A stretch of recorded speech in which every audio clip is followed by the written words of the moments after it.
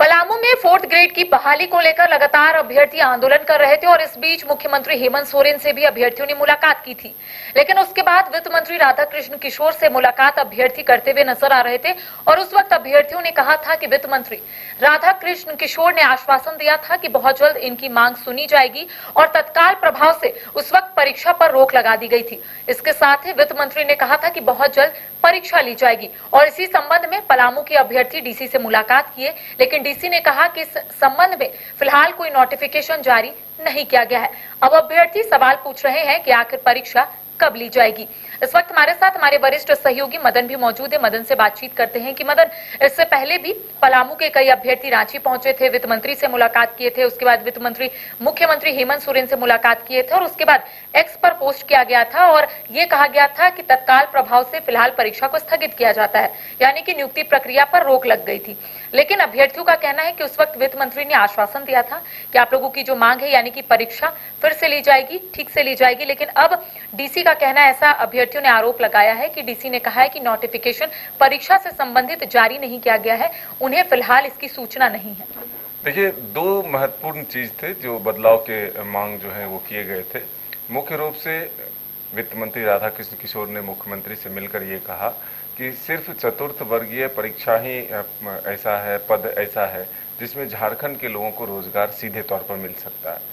ऐसे में बाहरी लोगों का प्रवेश इसमें न हो, इसके लिए एक नियमावली बनाने की जरूरत है। उन्होंने कहा कि अब तक हमारे पास चतुर्थ वर्गीय बहाली के लिए कोई नियमावली नहीं है, इस वजह से कई विसंगतियां पाई गई है। देखिए, मुख्य रूप से जो परीक्षा ली जा रही थी वहां पर या फिर जो तैयारियां थी उसमें यह था कि पहले लिखित परीक्षा को आधार बना करके चतुर्थ वर्ग में बहाली की जाती थी, लेकिन इस बार जो तैयारी थी वो अंक के आधार पर होने थे। ऐसे में इसी को लेकर के मुख्यमंत्री हेमंत सोरेन के पास वित्त मंत्री खुद गए और फिर जो मुख्य सचिव अलका तिवारी हैं उनसे बातचीत कर पूरे मामले की जानकारी ली और मुख्यमंत्री को इससे अवगत कराया। तब मुख्यमंत्री हेमंत सोरेन का हस्तक्षेप हुआ और वो सीधे तौर पर इस आदेश को रोक लगाया। ये बताया कि ये नियुक्तियां जो है तुरंत रद्द की जाती है, इस बहाली को फिलहाल रोका जाए। लेकिन अब जो वहां के अभ्यर्थी हैं वो जरूर परेशान हो रहे हैं कि अगर इसे रोक लगाया गया तो फिर आगे की प्रक्रिया कब शुरू हो। तो सही बताया आपने कि वहां के उपायुक्त तो ये कहेंगे ही कि उनके पास फिलहाल ऐसी कोई जानकारी नहीं है, कोई नोटिफिकेशन नहीं पहुंचा है जिसमें कि नियुक्तियां को आगे बढ़ाने के लिए नियमावली तैयार हो या फिर उस नियमावली के आधार पर नियुक्तियां लेने के लिए आदेश हो।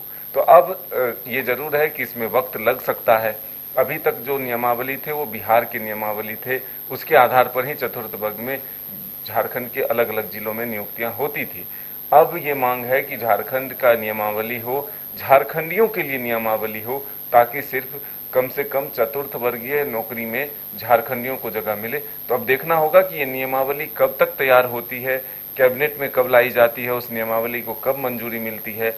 और फिर देखिए, हो सकता है कल एक कैबिनेट की बैठक है, तो क्या कल के ही कैबिनेट की बैठक में ये नियुक्ति नियमावली जो है वो बनाकर ले आई जाएगी और फिर उसको जो है पास करके फिर उस आधार पर नियुक्तियां ली जा सकती है आगे, ये देखने वाली बात है। तो देखिए, लगातार झारखंड के अभ्यर्थी, खासकर जो पलामू के अभ्यर्थी है, वो राजधानी रांची पहुंचते हैं, मुख्यमंत्री हेमंत सोरेन से मुलाकात करते हैं और उनका कहना है कि जो परीक्षा फिलहाल नहीं ली जा रही है, आखिर उसको लेकर नोटिफिकेशन कब जारी किया जाएगा।